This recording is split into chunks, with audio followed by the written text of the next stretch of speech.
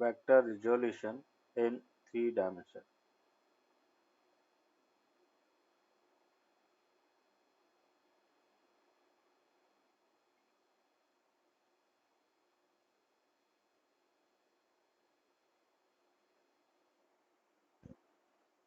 ये जैसे अपन करें कि एक कार्टेशियन कोऑर्डिनेट सिस्टम है,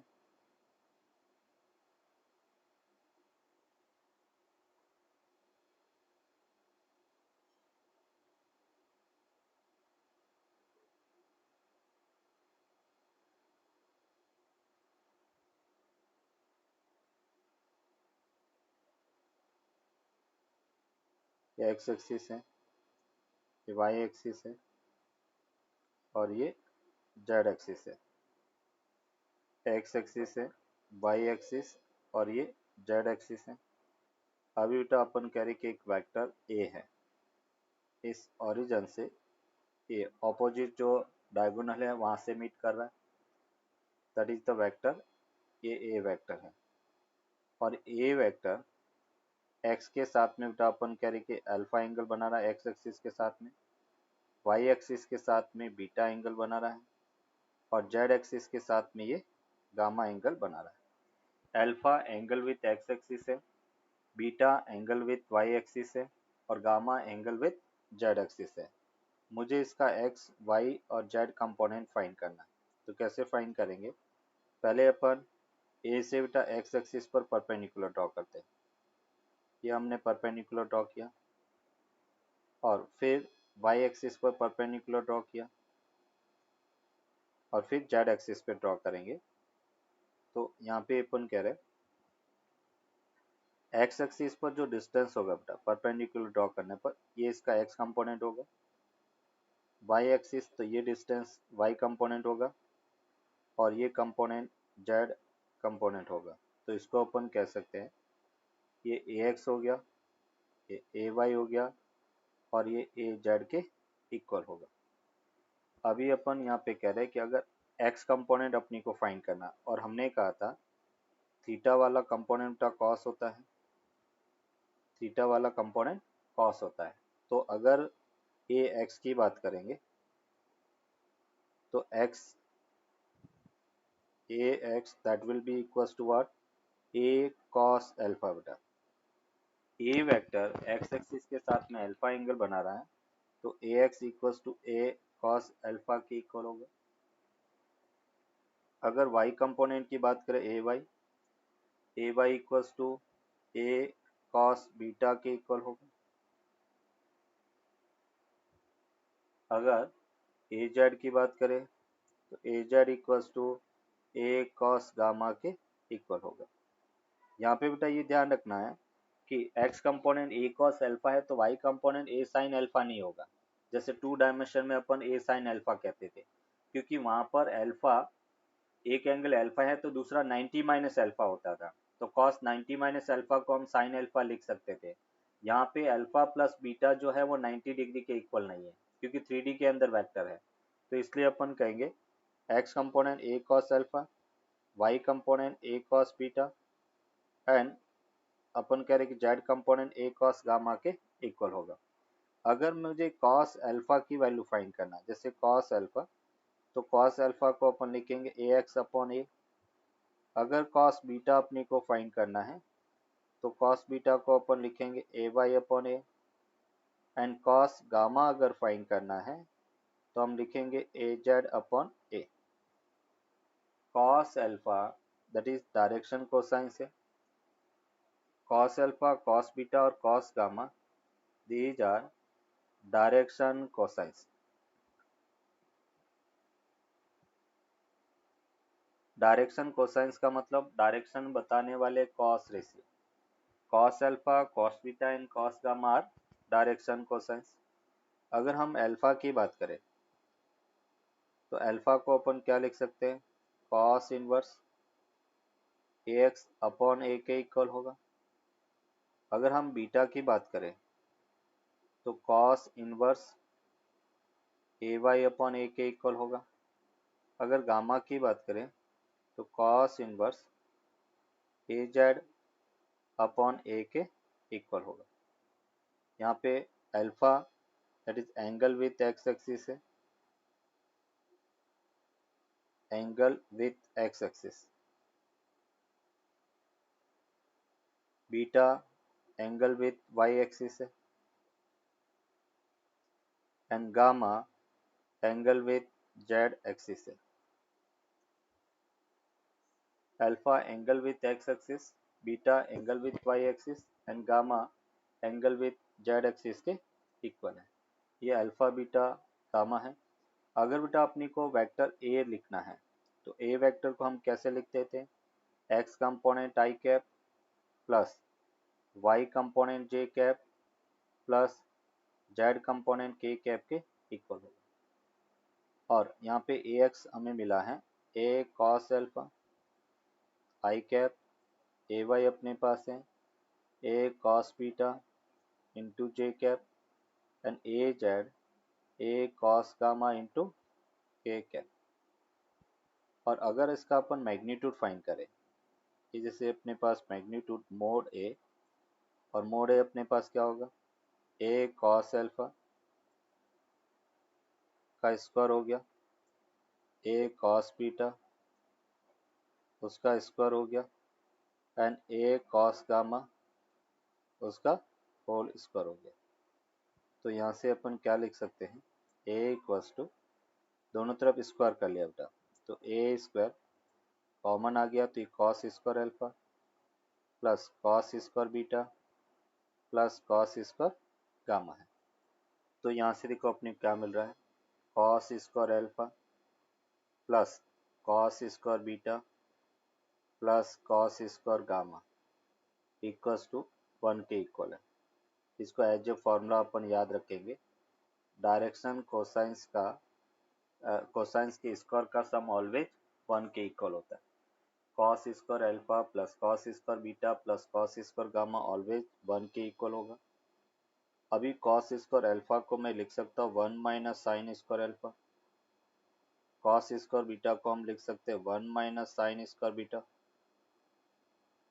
कॉस स्क्वायर गामा को हम लिख सकते हैं 1 माइनस साइन स्क्वायर गामा, और वो किसके इक्वल है, 1 के इक्वल। तो यहाँ से अपने को मिला sine square alpha plus sine square beta plus sine square gamma, और वो 2 के इक्वल होगा।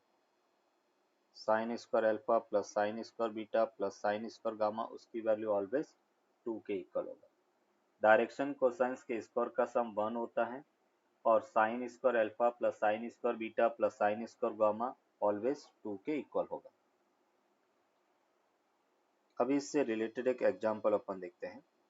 जैसे हमें कहा गया कि if a vector equals to 2 i cap minus 3 j cap plus 4 k cap के इक्वल है, then find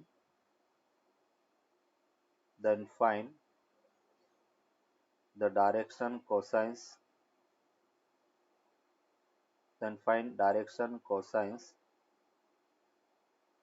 and also find the angle with x axis, y axis and z axis। x axis y axis और z axis के साथ में अपने को angle भी find करना है। a vector equals to 2 i cap minus 3 j cap plus 4 k cap है, then find direction cosines. Find करो एक बार, a vector 2 i cap minus 3 j cap plus 4 k cap के इक्वल है, और उसका अगर मैग्नीट्यूड अपन फाइंड करें तो मैग्नीट्यूड अपने पास होगा अंडर रूट 2 का स्क्वायर प्लस 3 का स्क्वायर प्लस 4 का स्क्वायर, मीन्स 2 का स्क्वायर 4 हो गया, 3 का स्क्वायर 9 हो गया और ये 16 हो गया, and that will be equal to root 29। अभी मुझे जैसे कॉस अल्फा फाइंड करना है। कॉस अल्फा का क्या फॉर्मूला है, a x upon A beta. तो ए एक्स की वैल्यू कितना है, ए एक्स अपने पास 2 है और a √29 के इक्वल है। ये फर्स्ट कॉस अल्फा हो गया। अगर कॉस बीटा की बात करें तो cos beta a Y upon a के इक्वल होगा। ए वाई अपने पास -3 है तो -3 अपॉन √29, ये कॉस बीटा है। And cos gamma that is equals to a Z upon a Z की वैल्यू 4 है अपॉन √29, ये इक्वेशन 3 हो गया। अगर अपने को एंगल चाहिए अल्फा, तो अल्फा को अपन क्या लिखेंगे, कॉस इनवर्स 2 अपॉन √29, ये एंगल विथ एक्स एक्सिस है। अगर बीटा एंगल फाइंड करना तो बीटा इक्वल्स टू हम लिख सकते हैं कॉस इनवर्स -3 अपॉन √29, एंड अगर गामा फाइंड करना है तो कॉस इनवर्स 4 अपॉन √29। ये अपन कह रहे कि angle with x axis alpha हो गया, एंगल विथ एक्स एक्सिस हो गया, ये एंगल विथ वाई एक्सिस है, और ये एंगल विथ जेड एक्सिस है। मैग्नीट्यूड गिवन है एंड वेक्टर है वो इक्वल एंगल बना रहा है सभी एक्सिस के साथ में। If a vector making equal angle with all the axes and having magnitude A, then find x component, y component and z component. Cos square alpha plus cos square beta plus cos square gamma वो किसके equal होता है बेटा, 1 के equal. और question में ये mention है alpha equals to beta equals to gamma, all 3 angles are equal, तो हम इसको लिख सकते हैं 3 cos square alpha equals to 3 cos square beta plus equals to 3 cos square gamma, और वो सिंपल 1 के इक्वल है। तो यहाँ से क्या मिल रहा है, cos alpha, cos beta and cos gamma that will be equals to 1 upon √3। अभी बेटा अपन कह रहे कि मुझे x component, y component and z component find करना। बोलो x कंपोनेंट क्या था फॉर्मूला, a cos अल्फा, तो इसको हम लिख सकते हैं a, और cos अल्फा 1/√3, तो a/√3। अगर y कंपोनेंट की बात करें तो a cos बीटा, और उसको अपने लिखा सिंपल a/√3। अगर z कंपोनेंट की बात करें a cos गामा, और उसको हम लिख सकते हैं a/√3। ax a/√3, ay a/√3 and az वो भी a/√3 के equal. That is the answer. Bird is flying in space with speed 10 meter per second, making an angle 45 degree with horizontal axis and 60 degree with vertical, then find the velocity vector। Horizontal के साथ में 45 degree और vertical के साथ में 60, इसका मतलब particle 3 dimension में मोशन कर रहा है। And find the velocity vector. Question में अपने को कह रखा है a bird is flying space with speed 10 meter per second, मतलब मैग्नीट्यूड ऑफ वेलोसिटी वो 10 मीटर पर सेकेंड गिवन है। सपोज बेटा अल्फा है वो 45 डिग्री है एंड बीटा जो है वो 60 डिग्री के इक्वल है, और तीसरा एंगल बेटा गामा अपने को फाइंड करना है। अल्फा 45 है, बीटा 60 डिग्री है, और गामा अपने को फाइंड करना है।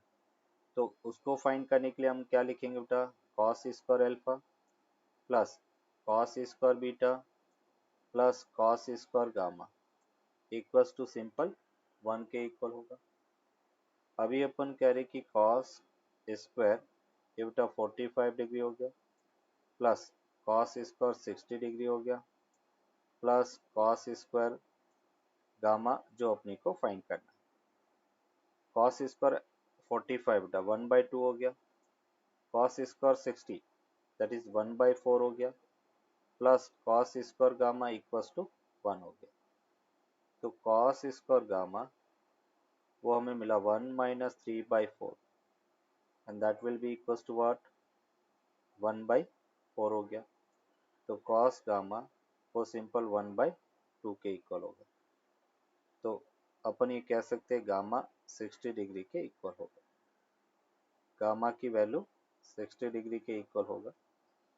तो यहाँ से अपन कह रहे हैं मुझे बेटा वेलोसिटी वेक्टर फाइंड करना है, तो वेलोसिटी वेक्टर को हम क्या लिखें, v cos alpha i cap plus v cos beta j cap plus v cos gamma k cap.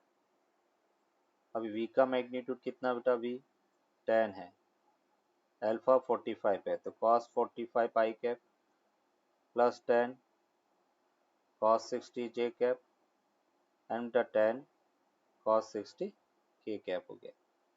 Means इसको हम लिख सकते हैं 10/√2 i cap plus 10/2 j cap plus 10/2 k cap.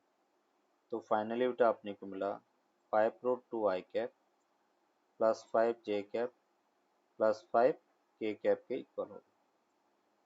ये अपन कह रहे कि वेलोसिटी वेक्टर है। नोट करो, किसी वेक्टर को बेटा हम स्केलर से मल्टीप्लाई करते हैं तो magnitude of the vector becomes scalar times but quantity remains vector. तो यहाँ पे हम कह सकते हैं when we multiply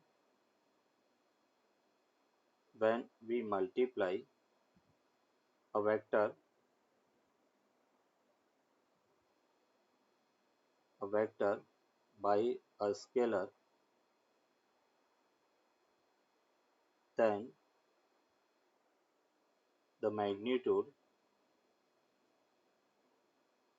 the magnitude of vector becomes scalar times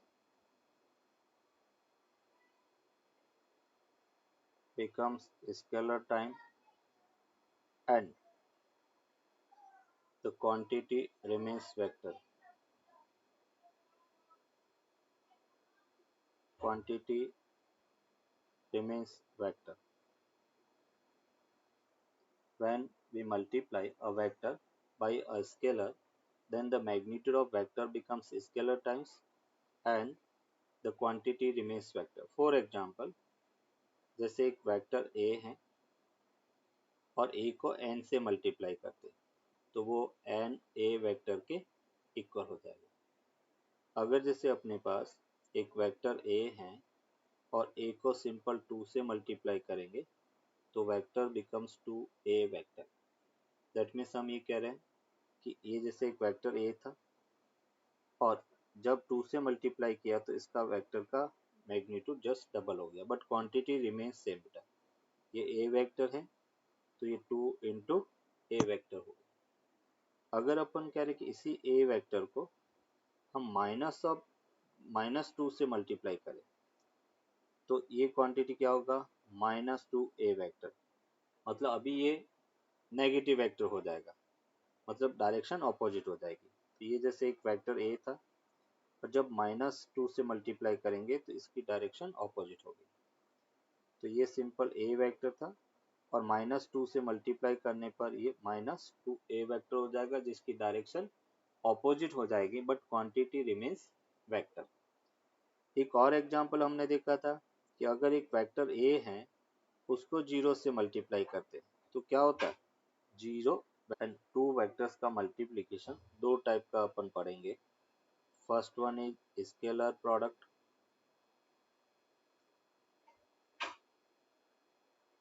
और डॉट प्रोडक्ट। स्केलर प्रोडक्ट और डॉट प्रोडक्ट। एंड सेकेंड हम पढ़ेंगे वेक्टर प्रोडक्ट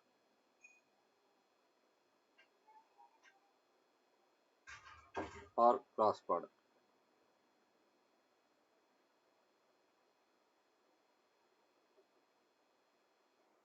ये दो प्रोडक्ट अपन पढ़ेंगे, फर्स्ट स्केलर प्रोडक्ट और डॉट प्रोडक्ट और second one is vector product और क्रॉस प्रोडक्ट। तो पहले अपन स्केलर प्रोडक्ट इसकी डिटेल स्टडी करेंगे। स्केलर प्रोडक्ट और डॉट प्रोडक्ट। स्केलर प्रोडक्ट और डॉट प्रोडक्ट। अब स्केलर प्रोडक्ट डॉट प्रोडक्ट कहेंगे किसे? देखो नाम से पता चल रहा है scalar product, that means we can say अगर दो वेक्टर्स को हम मल्टीप्लाई करें और रिजल्ट स्केलर मिले तो उस प्रोडक्ट को अपन स्केलर प्रोडक्ट कहेंगे। दो वेक्टर्स का मल्टीप्लिकेशन अगर स्केलर आए तो उसको अपन स्केलर प्रोडक्ट, और उसको डॉट से रिप्रेजेंट करते हैं इसलिए इसको डॉट प्रोडक्ट भी कहते हैं। जैसे फॉर एग्जांपल अगर हम वर्क डन की बात करें तो वर्क डन क्या होता है? Force into displacement. फोर्स कैसी क्वांटिटी? वेक्टर। डिस्प्लेसमेंट कैसी? वेक्टर। बट वर्क डन कैसी? स्केलर। तो इसलिए अपन कहेंगे कि वर्क डन को अपन स्केलर प्रोडक्ट से रिप्रेजेंट करेंगे। तो यहाँ पे अपन कह रहे कि when we multiply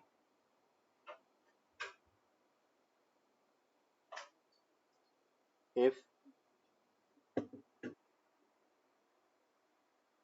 if the product of two vectors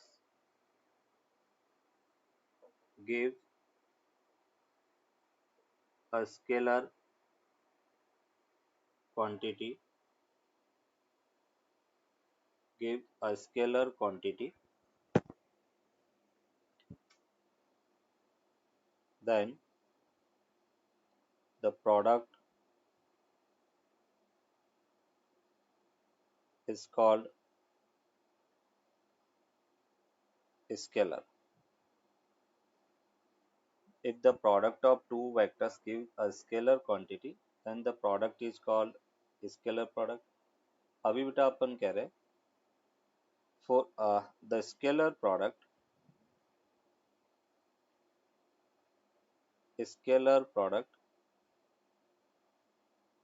is represented by putting a dot between both vectors.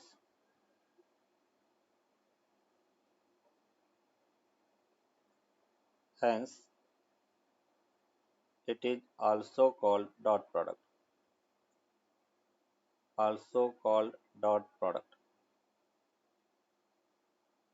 तो scalar product co dot product इसलिए कहते हैं क्योंकि उसको डॉट से रिप्रेजेंट करते हैं। जैसे द स्केलर प्रोडक्ट ऑफ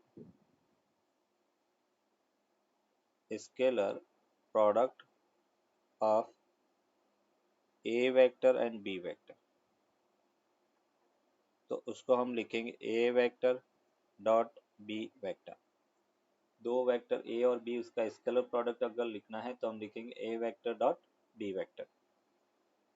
और a vector dot b vector जब अपन फाइंड करेंगे तो ये हमें मिलता है mod a mod b cos theta, और also we can write a b cos theta. तो ए डॉट बी वो होता है mod a mod b cos theta, या simple a b cos theta के इक्वल होगा, where theta is angle between a vector and b vector.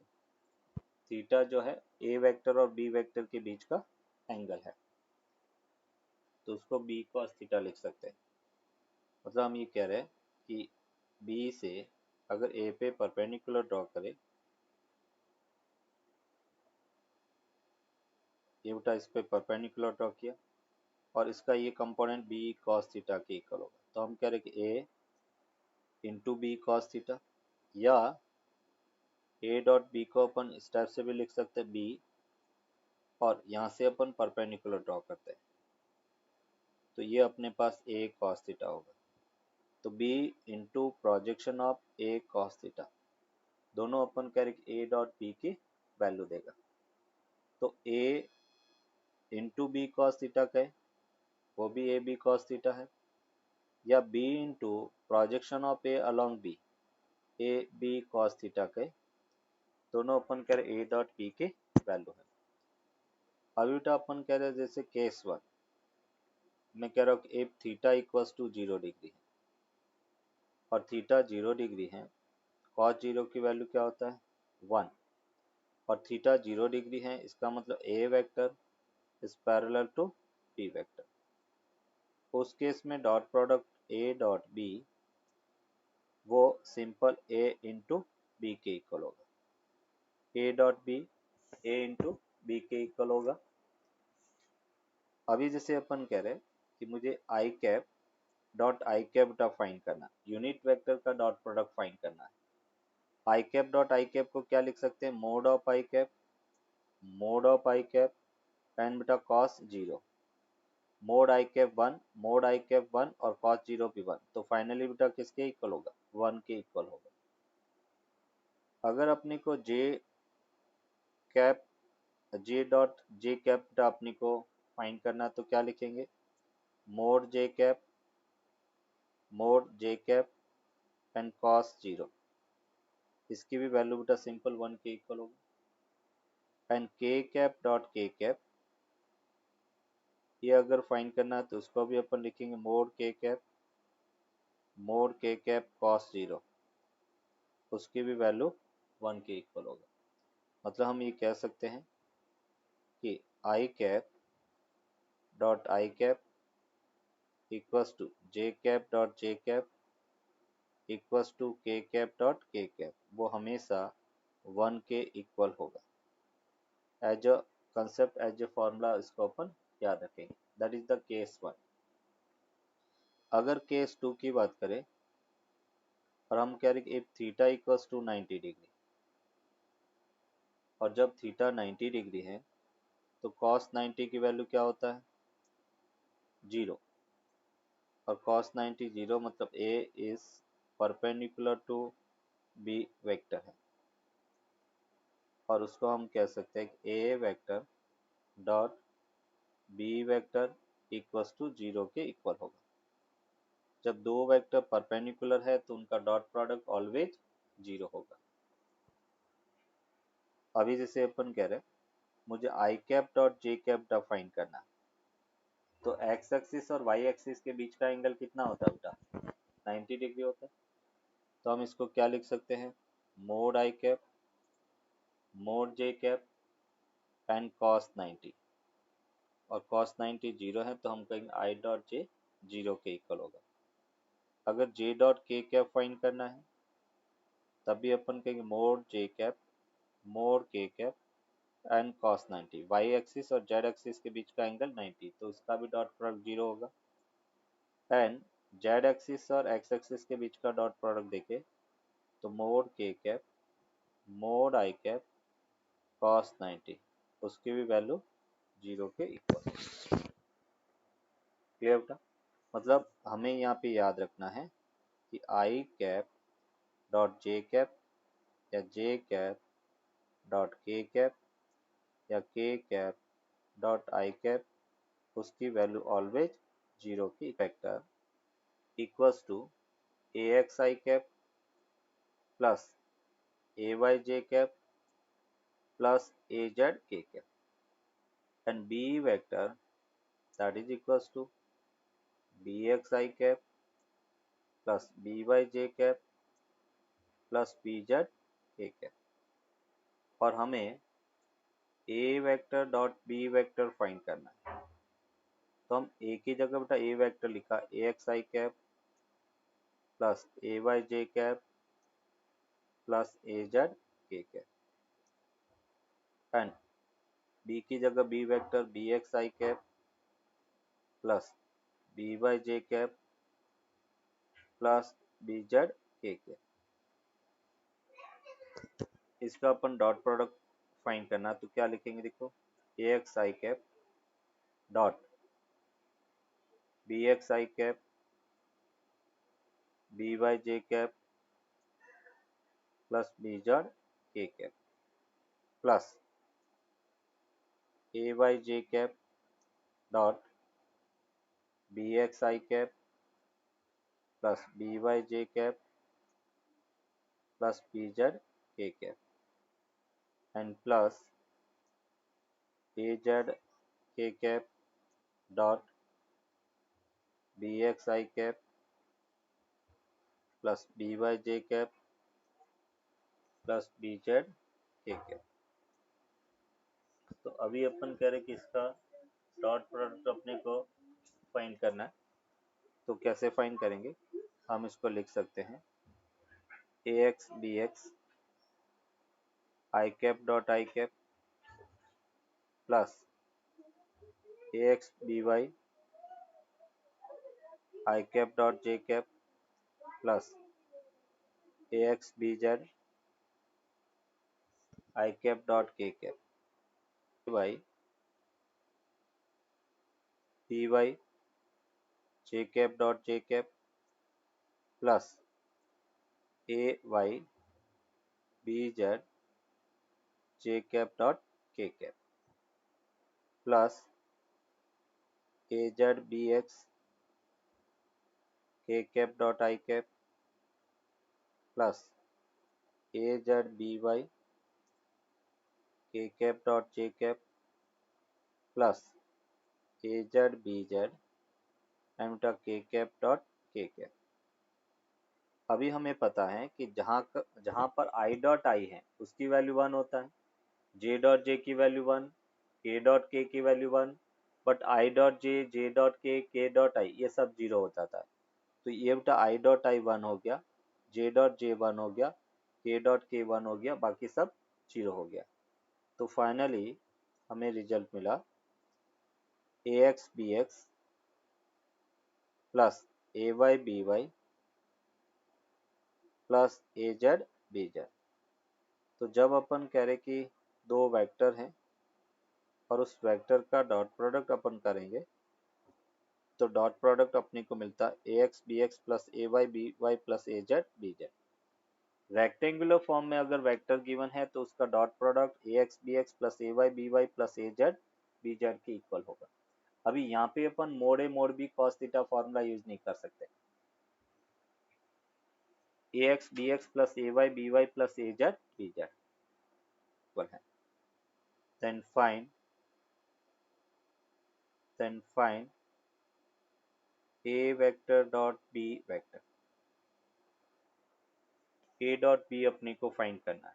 a vector 2i cap minus 4k cap, b vector 3j cap plus 2k cap. Then find a dot b vector a y b y plus a z b z। ax की वैल्यू 2 है, bx 0 है, ay की value 0 है, by 3 है, az की value -4 है और bz 2 है। तो फाइनली वी विल गेट -8। ये अपन करके इसका डॉट प्रोडक्ट होगा। अभी अपन कहेंगे प्रॉपर्टीज ऑफ स्केलर प्रोडक्ट। अपन देखेंगे कुछ प्रॉपर्टीज यहाँ पे अपन डिस्कस करेंगे। Properties of scalar product.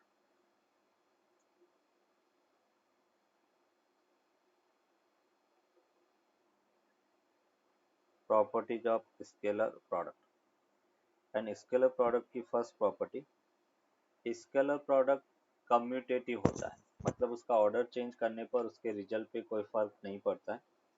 तो फर्स्ट प्रॉपर्टी है commutative.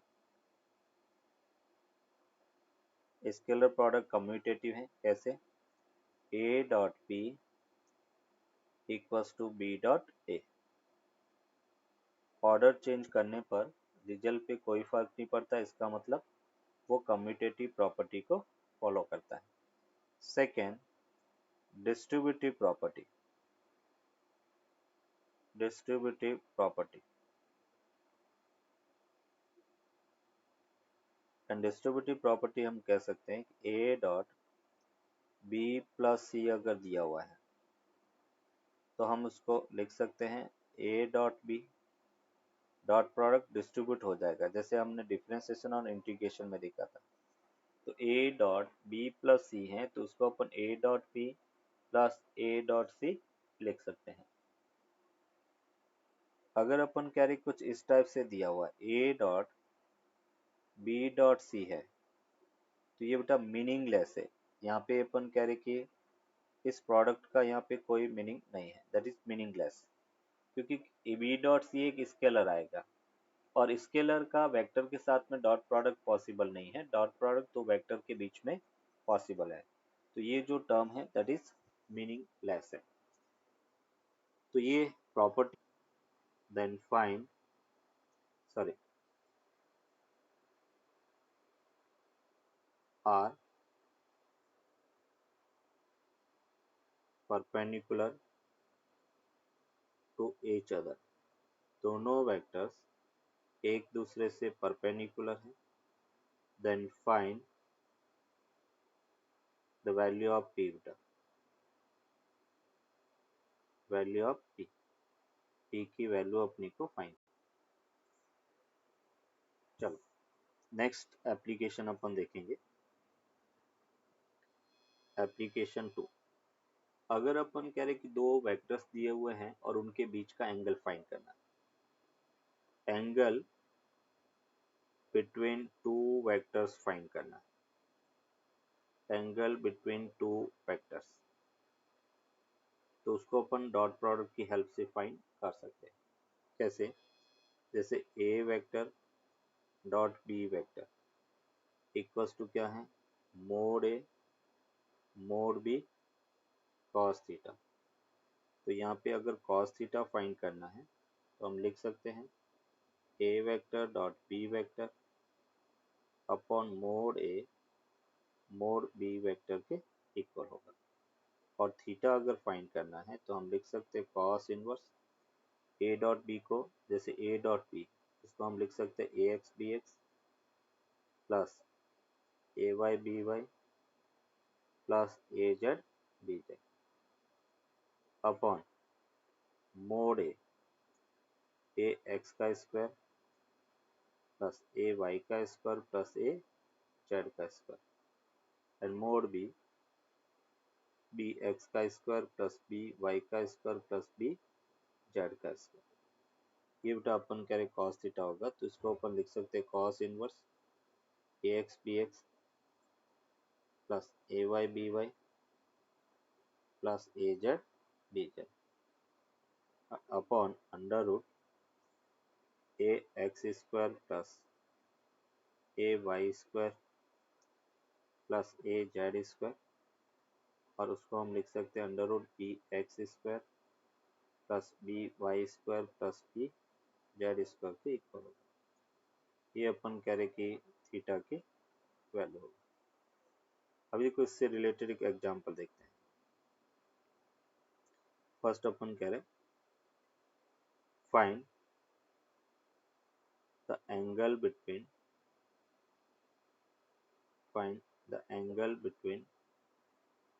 a vector equals to I cap minus j cap plus k cap and b vector equals to 2 I cap plus j cap plus k cap।